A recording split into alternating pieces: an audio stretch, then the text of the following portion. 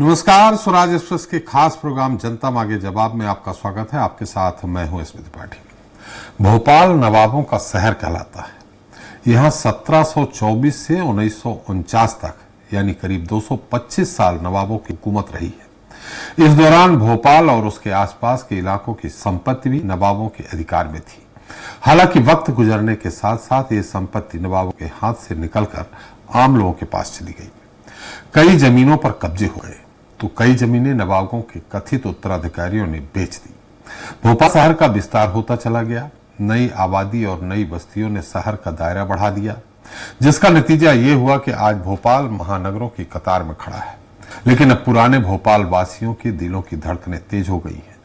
दरअसल एक खबर ने लोगों की रातों की नींद उड़ा दी है और खबर यह है कि भोपाल की वो सारी संपत्ति जो कभी नवाब और उनके उत्तराधिकारी के नाम थी, उसे सरकार अपने कब्जे में लेने जा रही। और ये सब केंद्र सरकार के एक कानून के चलते हो रहा, जिसके अमल में आने के बाद भोपाल में लाखों लोगों के घर और जमीन उनके नहीं रह जाएंगी, यानी उन पर सरकार का कब्जा हो सकता है।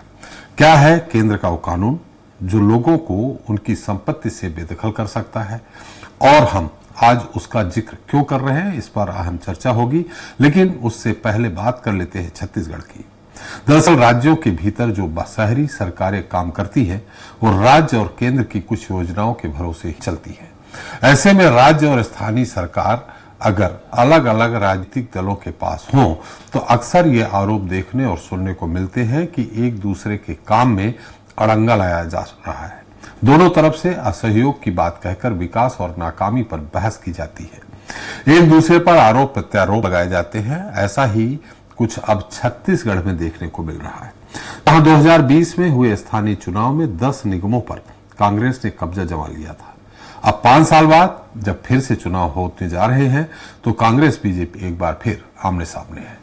विकास का सेहरा अपने सिर बांधने के लिए दोनों तरफ से बयान आ रहे हैं, लेकिन नाकामियों की जिम्मेदारी दोनों ही दल लेने को तैयार नहीं है। छत्तीसगढ़ में नगरीय निकाय चुनाव से पहले इन आरोपों ने सियासत गरमा दी है। आज हम इसी पर चर्चा करेंगे अपने खास पैनल से। आज के मुद्दे शहर सरकार वार पलटवार में।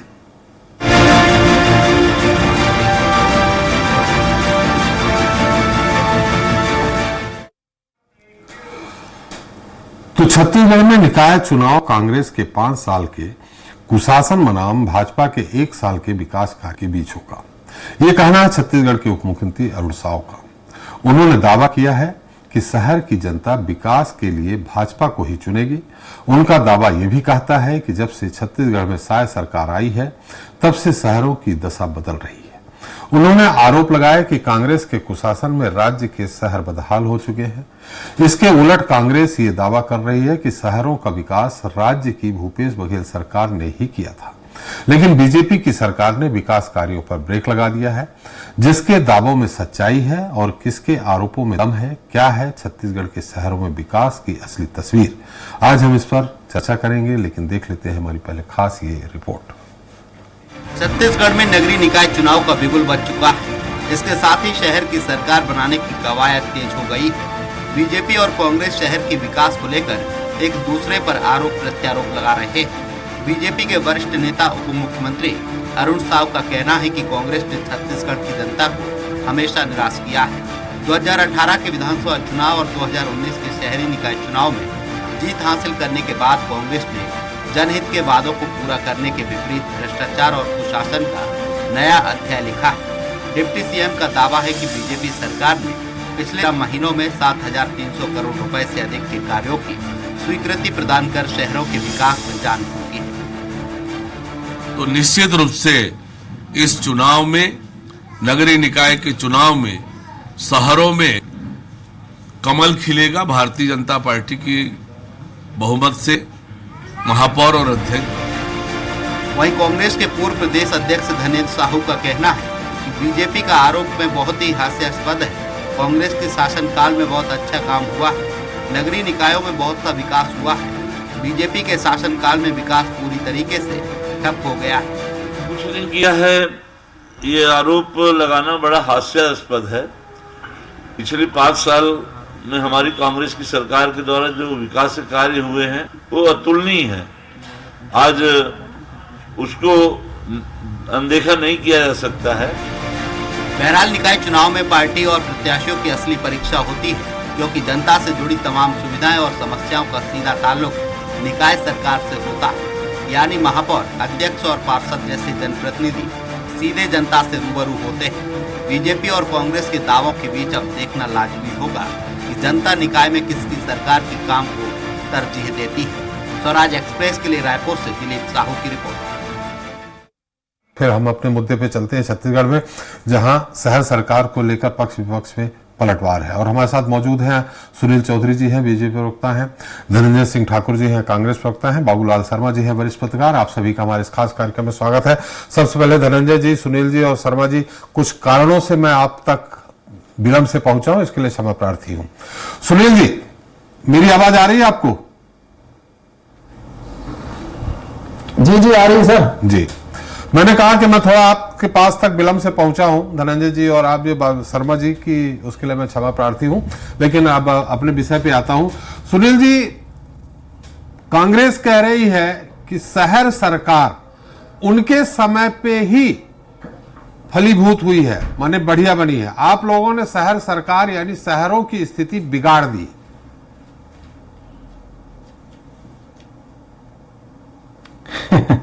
जी राम राम, जय जोहार, जय छत्तीसगढ़। जी देखिए, कांग्रेस जो कह रही है जी, वो कांग्रेस को आत्ममंथन करना चाहिए। कांग्रेस ने जो घोटाले भ्रष्टाचार किए शहरों को लेकर के, आज भी बूढ़ा तालाब में 7 करोड़ का फव्वारा बंद पड़ा है रायपुर शहर का, और जनता उसको देख रही है। वीआईपी रोड में जो सड़क में सौंदर्यीकरण हो रहा था, पूरी कांग्रेस की सरकार नहीं बता पा रही थी कि इसको कर कौन रहा है, इसका ठेकेदार कौन है, टेंडर किसने जारी किया।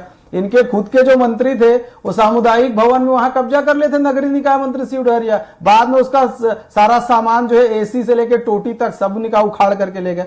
भारतीय जनता पार्टी की सरकार ने जो काम किए हैं पिछले 13 माह में, जो काम किए वो हमारी उपलब्धि है। पिछले 13 माह में जो हमने काम किया, महतारी वंदन की जो हमारी माताएं बहनें हैं, उनको अब तक के डायरेक्ट बेनिफिट के माध्यम से 6530.7 करोड़ रुपए सीधा पहुंचा है। जबकि राजीव गांधी जी का बयान याद करिए, मैं भेजता हूं 1 रुपया, वो पहुंचता है 10 पैसा, लेकिन अब पूरा पैसा पहुंच रहा है। 13 माह में 7300 करोड़ रुपए के काम नगरीय क्षेत्रों में हुए। सीवरेज ट्रीटमेंट प्लांट के लिए 5 शहरों में 865 करोड़ रुपया, अमृत मिशन में 2 के अंतर्गत 2130 करोड़ रुपया, तालाबों के लिए 113 करोड़ रुपया, उद्यानों के लिए 32 करोड़ रुपया, और केंद्र सरकार ने सफाई और ठोस अपशिष्ट प्रबंधन के लिए 230 करोड़ रुपए। ऐसे में गिनाऊंगा तो बहुत सारा है, लेकिन कांग्रेस के पास कुछ नहीं है भ्रष्टाचार के अलावा। आपको याद होगा कांग्रेस के कार्यकाल में क्या होता था। भूपेश बघेल जी पूर्व मुख्यमंत्री रहे, 508 करोड़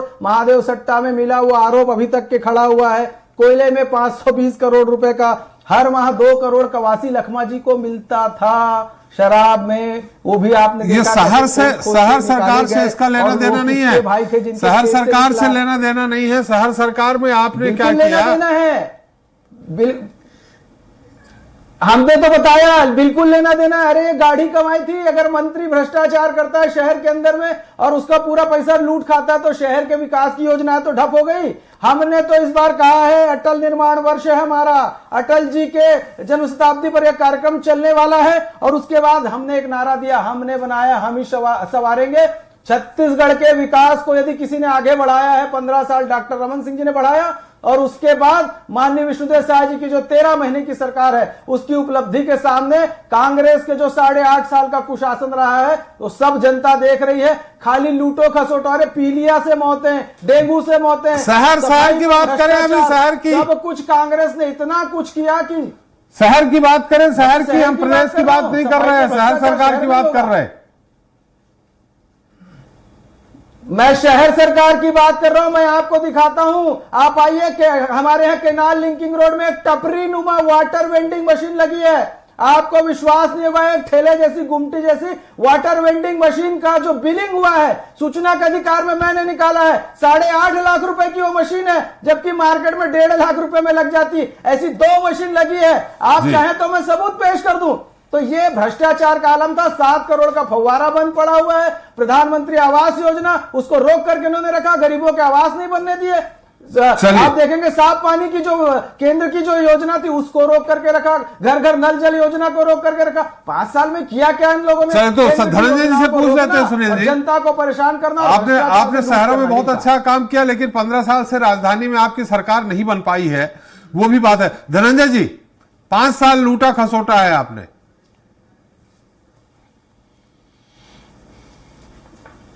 देखिए त्रिपाठी जी, मुझे तो अरुण साव जी के जो विवेक है ना जी उस पर तरस आता है। जी। अरुण साव जी भारतीय जनता पार्टी के प्रदेश अध्यक्ष भी रहे और आज प्रदेश के उप मुख्यमंत्री हैं। चलो, उप मुख्यमंत्री होने के नाते वो सरकार की झूठी गुणगान करते हैं, ये तो समझ में आता है, क्योंकि उनकी मजबूरी है। सहायक का सुशासन और मोदी की गारंटी की डफली उनको बजाना ही पड़ेगा, क्योंकि उप मुख्यमंत्री सरकार में। लेकिन जब वो प्रदेश अध्यक्ष रहे भारतीय जनता पार्टी के, तब तो विपक्ष में थे। और 14 नगर निगम की भी बात करूंगा, बाकी नगर पंचायत नगर पालिका में तो मैं नहीं जाऊंगा। इस 14 नगर निगम में कांग्रेस की परिषद बीते 5 वर्ष से है और बीते 5 वर्ष से भारतीय जनता पार्टी यहां विपक्ष के तौर पर है। एक दिन बता दीजिए कि भारतीय जनता पार्टी की परिषद ने, आप तो चैनल वाले हैं, ना कांग्रेस के ना भाजपा के हैं जी, कि कोई जनता के मुद्दे जो निगम संबंधित है इस पे काम नहीं हुआ है करके इन्होंने आंदोलन कोई खड़ा किया हो, उस बात को उठाया हो। 5 साल ना बहुत बड़ा समय होता है, एक साल में 365 दिन होते हैं। अब सरकार में है, अब अरुण साव जी झूठ बोल रहे हैं कि सच बोल रहे हैं, ये इसके जो निगम के जो परिषद के जो कार्यकाल है उनको उठा के एक बार उनकी देखना चाहिए कि आखिर ऐसा क्या था कि भारतीय जनता पार्टी शहर सरकार में विपक्ष रही और उनके सारे के सारे पार्षद मौन रहे हैं। मतलब काम तो हो रहा था। ये बात करें जल जीवन मिशन की, अभी देखेंगे जब 1 साल की कार्यकाल इनका पूरा हुआ तो विष्णु साय जी प्रधानमंत्री नरेंद्र मोदी जी के साथ बड़े बड़े फोटो और विज्ञापन लगाकर ये दावा करते हैं कि 80% घरों में प्रदेश के नल जल योजना पहुंच चुकी है। तो भाई 1 साल में तो नहीं पहुंचा होगा। आप देखेंगे जब सफाई के पुरस्कार मिलता है सफाई के लिए शहरों के लिए, तो प्रदेश के अधिकांश निकायों को केंद्र सरकार पुरस्कृत करती है बेहतर काम के लिए। आप देखेंगे तालाबों का संरक्षण का मामला आता है तो प्रदेश केंद्र सरकार छत्तीसगढ़ के गुणगान गाने काम करती है। अब चुनाव आ गया है, अरुण साव जी को झूठ बोलना मजबूरी है, क्योंकि साय जी ने तो कुछ किया नहीं है। आते ही घोषणा किए थे कि स्काई वॉक जो राजधानी में भारतीय जनता पार्टी के जो भ्रष्टाचार की स्मारिका है, उस स्मारिका को और डेवलप करेंगे। जनता भी देख रही थी, जिसकी जरूरत नहीं उसको और डेवलप करने की बात कर रहे थे, वो भी खाली पड़ा हुआ है। और भ्रष्टाचार की बात कर रहे थे ना, कांग्रेस की सरकार ने इस नगर निगम क्षेत्र में, जिसको अमलीडी कहा जाता है, वहां पे 9.5 एकड़ जमीन बच्चों के कॉलेज और स्कूल बनाने के लिए संरक्षित किया था। 3 करोड़ रुपए उसके लिए सैंक्शन किया था। इनके राजस्व मंत्री इनके सरकार में वो स्कूल के बच्चे के जमीन को बेच दिए, बिल्डर को बेच दिए कि पता नहीं कितना पैसा लिए हैं। अरे स्कूल और कॉलेज को छोड़ देते, इतने ज्यादा भ्रष्टाचार करने की क्या आवश्यकता है आपको? इतना पैसों के करोगे क्या? उधर मोदी जी भ्रष्टाचार कर रहे हैं, धनंजय जी थोड़ा सा रोकेंगे, इतने पैसे करोगे क्या? अरे बच्चों के बाकी 10 नगर निगम में जो चुनाव हो रहे हैं उनकी बात नहीं करूंगा, लेकिन आपके रायपुर के जो वर्तमान महापौर हैं वो खबरें छन छन के दिल्ली और भोपाल तक भी आ रही हैं, उन पे भ्रष्टाचार के कई आरोप लगे हैं, उनके एक भाई जेल में हैं।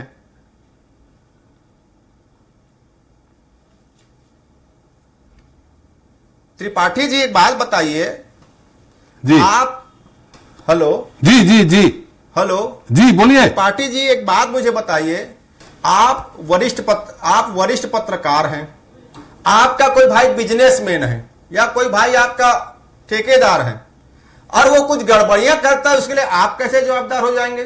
जी भाई जो काम किया जवाबदार होगा, जिन पर आरोप लगा हुआ जवाबदार होगा। भाई एजाज डेजर तो महापौर थे, अब उनके भाई पर या उनके किसी रिश्तेदार पर अगर झूठे या जो भी आरोप है, अभी तो आरोपी है, उसके लिए एजाज ढेबर कैसे जिम्मेदार होगा? मैं तो समझ नहीं पाया अब तक इस बात को। भाई जिसने काम किया उस पर जिम्मेदार एजाज ढेबर ने जो काम किया है ना, मैं तो बोलता हूं मिनल चौबे जी अभी भारतीय जनता पार्टी से नेता प्रतिपक्ष हैं, 4-4.5 साल तक मौन रही है निगम में, क्योंकि इन्होंने काम किया है, उन्हें सफाई व्यवस्था दुरुस्त किया, उसने यहाँ की सड़कों को सुधारने का काम किया, यहाँ के जो निगम से संबंधित जो जन्म मृत्यु प्रमाण पत्र है, यहाँ संबंधित जो व्यापारिक गुमास्ता का लाइसेंस है, और भी जो अनेक काम है, आत्मन अंग्रेजी माध्यम स्कूल बना, स्कूलों की व्यवस्था से उन्होंने काम किया। तब तो भाजपा नेता मौन थे, फीता काटने जाते रहे। अब स्वाभाविक बात है, चुनाव है तो जन्मजात झूठ बोलने वाली पार्टी तो भाजपा है। चलिए। और इनके आज तो कमेटी बना है कि भारतीय जनता पार्टी निकाय चुनाव में नैरेटिव कंटेंट बनाने के लिए संयोजन बनाया है, कमेटी गठित किया है और उसके संयोजक मुख्यमंत्री के मीडिया सलाहकार पंकज झा जी को बनाया गया है। मतलब समझ सकते हैं, इनके पास सरकार के बताने काम नहीं है, नैरेटिव कंटेंट और मीडिया सलाहकार मुख्यमंत्री जी के। मैं तो बोलता हूं राज्य निर्वाचन आयोग संज्ञान में ले कि एक सरकारी लाभ लेने वाला व्यक्ति किसी राजनीतिक दल के लिए कैसे काम करेगा। 4 से तो लगा हुआ है ना। चलिए धनंजय जी, इसका उत्तर ले लेते हैं। बहुत सारे आरोप आ गए। भाजपा का प्रदेश अध्यक्ष कार्यकाल देख ले। धनंजय जी 1 मिनट, आरोप ले लेते हैं। बाबूलाल शर्मा जी, जो भी आरोप प्रत्यारोप, हालांकि नगर निगम के जो चुनाव होते हैं वो ज्यादातर सत्ता के पक्ष में जाते हैं। 18 के पहले का रिजल्ट देख लें, रायपुर की बात अलग है। 18 के बाद अब जो होने वाले हैं उसका मुझे नहीं मालूम। यहाँ क्या फैक्टर ज्यादा काम करेगा फिलहाल, जैसा कि अभी हमारे बीजेपी प्रवक्ता ने कहा कि हमने बनाया, हम ही संवारेंगे।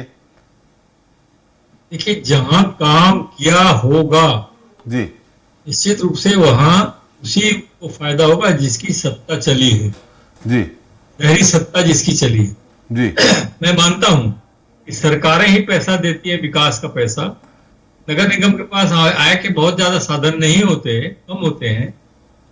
सरकारें इससे पैसा देती हैं। तो 4 साल भूपेश बघेल सरकार ने दिया, जी। 1 साल से भारतीय जनता पार्टी सरकार पैसे दे रही है। लेकिन आप इसको ध्यान से देखिए कि भले ही भारतीय जनता पार्टी की सरकार पैसा दे रही है विकास के लिए, लेकिन करने वाला तो कांग्रेसी मेयर है। हर निगम में, एक निगम में अभी बदली हुई है, इनकी ट्रांसफर हुआ है जी।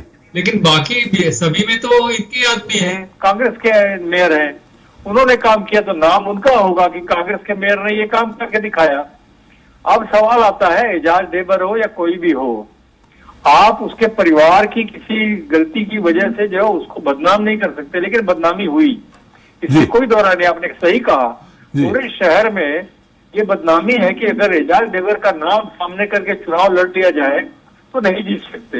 ये यहाँ तक की बदनामी कर रहे हैं लोगों के बीच ये चर्चा चलती है।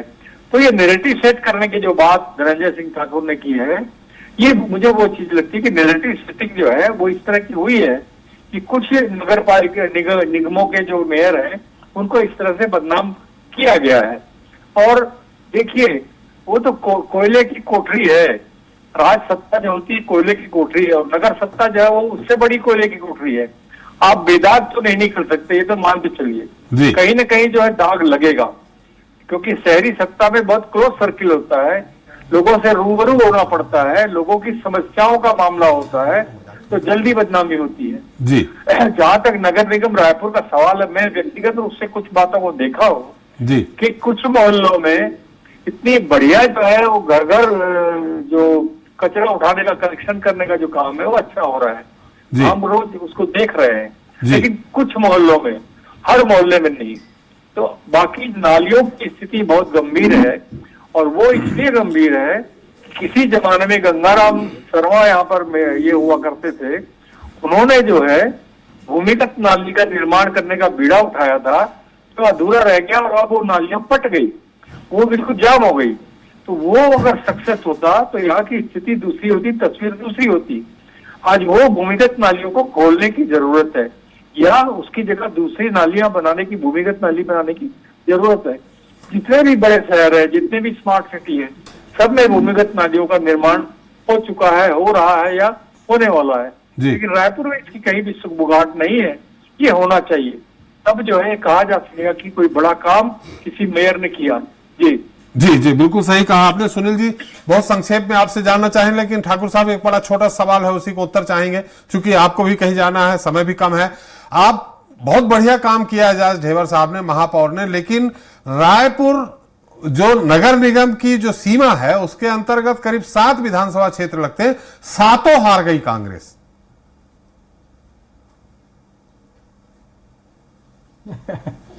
एक बात बताइए मुझे त्रिपाठी जी, चुनाव हारने के बहुत सारे रीजन हैं जी। आप देखेंगे जिस प्रकार से महाराष्ट्र में ईवीएम में गड़बड़ी करके चुनाव जीता गया है, आप अभी देख लीजिए ना, छत्तीसगढ़ में ही ले लीजिए, ये पहले बैलेट पेपर से चुनाव कराने के बात किए, फिर अचानक पलटी मार के ईवीएम पर आ गए, अब सुप्रीम कोर्ट का जो गाइडलाइन है कि ईवीएम के साथ वीवीपैट होना अनिवार्य है, अभी तो सूचना मिल रही है कि वीवीपैट की जो मशीन उसमें कनेक्ट नहीं किया गया है। दूसरी बात, जो सरकार जो ईवीएम मशीन मंगाई है मतलब निर्वाचन के लिए, उस निर्वाचन के लिए पहली बार उपयोग किया जाएगा, तो डर तो दिख रहा है। हम 7 विधानसभा हारे तो 15 साल में तो 15 सीट में आ गए थे, क्यों काम इन्होंने नहीं किया था। और हमारे विधानसभा चुनाव में हारने का जो इनका नैरेटिव जो सेट करने का मामला था, वो भी एक बहुत बड़ा कारगर रहा है। और आज मैंने तो कहा ना, पंकज झा सरकार के मीडिया सलाहकार ये बताने की स्थिति में नहीं है कि 1.5 साल में क्या किया है, और ये नैरेटिव सेट करने, कंटेंट सेट करने वाले के संयोजक बने हैं। तो भाजपा तो जन्मजात नफरत फैलाने वाली पार्टी है। चलिए कुछ भी कर ले। ठाकुर साहब पूछ लेते हैं, समय कम है। चौधरी साहब उत्तर दे दीजिए। और क्या मैं उम्मीद करूं कि 15 साल बाद कमल खिलेगा राजधानी में, नगर शहर सरकार में? आपको इनके बहाने सुनकर के समझ में आ रहा है, ये तो हार के बहाने तलाश रहे हैं। ईवीएम आ गया, डेट ऐसा कर दिए, तारीख वो कर दिए, जल्दी चुनाव करा रहे हो, समय कम है, तो समझ में आ गया ये हारने वाले हैं। और रही पंकज झा जी के विषय में बार बार कह रहे हैं, पंकज झा जी जितने योग्य व्यक्ति हैं और जिस तरीके से काम करते हैं, पूरे कांग्रेस पार्टी में कोई नहीं होगा। इनके यहाँ तो भ्रष्टाचार में लिप्त लोग रहते हैं। पंकज झा जी वो व्यक्ति हैं कि अगर एक छोटा सा आरोप लगेगा तो छोड़ करके चले जाएंगे, वो व्यक्ति हैं। अरे पंकज झा जी के बराबरी में आपके पास तो एक आदमी नहीं मिलेगा साहब। और हमारी समितियों पर मत उठाइए सवाल, हमने दम से काम किया। हमारी समिति जो है वो काम करती है, हमारा तरीका यही है। आपके यहाँ कुछ नहीं है, आपके यहाँ कुछ नहीं है। अरे आपके यहाँ फर्जी सीडी जारी करने वाले लोगों को बनाते हैं आप। फर्जी सीडी जो जिनके खिलाफ कोर्ट में मामला चलता है, जो आरोपी हो, वो लोग आपके यहाँ काम करते हैं। हमारे यहाँ स्वच्छ छवि को लोग काम करते हैं, स्वच्छ छवि के लोग। आपके यहाँ 4 सीटें लोग नहीं, आरोपी नहीं, जेल वाले नहीं, भैया जिनके ऊपर आरोप है, पंकज झा जी के बराबर एक आदमी नहीं है। आपके लोग तो खुले हैं, क्या करते हैं। चलिए धनंजय जी और सुनील जी, हिंदू मुस्लिम धनंजय जी, सुनील जी चुनाव का इंतजार करते हैं और उसके परिणाम का इंतजार करते हैं, कौन जीतता है कौन हारता है, ये बात की बात है।